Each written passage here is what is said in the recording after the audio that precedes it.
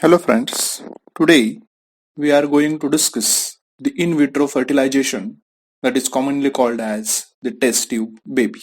The test tube baby or in vitro fertilization involves fusion of sperms and egg outside the body in vitro, that is inside the glass, hence the name in vitro fertilization or IVF. The IVF procedure was performed for the first time by Patrick Steptoe and Robert Edwards in 1977. The first baby produced through IVF was born on 25th July 1978 to Leslie and Peter Brown in Manchester, England, and named as Louise Joy Brown. The first Indian test tube baby and only second after Louise Joy Brown was named as Durga. In vitro fertilization is used when there is a bilateral tubal blockage, couple needs donor oocytes, and when first and second line fertility procedures like ovulation induction, intrauterine insemination fails. The principle.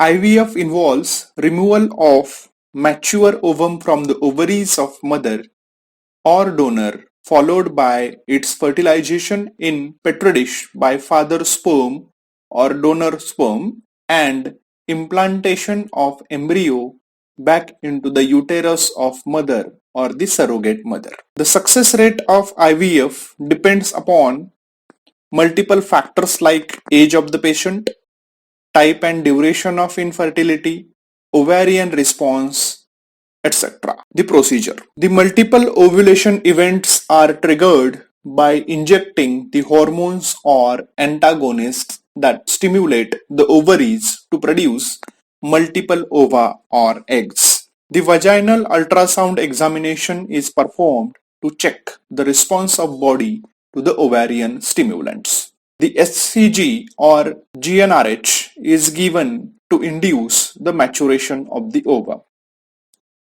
The eggs are removed from the ovaries using follicular aspiration assisted by transvaginal sonography and general anesthesia.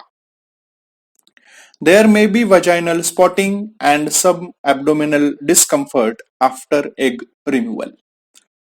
The sperms are collected from the father after an abstinence period of 3 to 5 days for best results.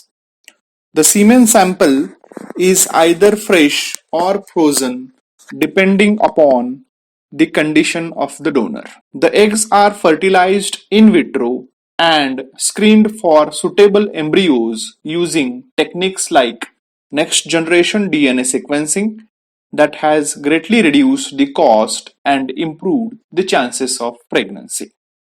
Fertilization could also be achieved by using intracytoplasmic sperm injection. If fertilization is observed, such embryos are transferred from cervix to uterus using thin, soft tube and the sonography.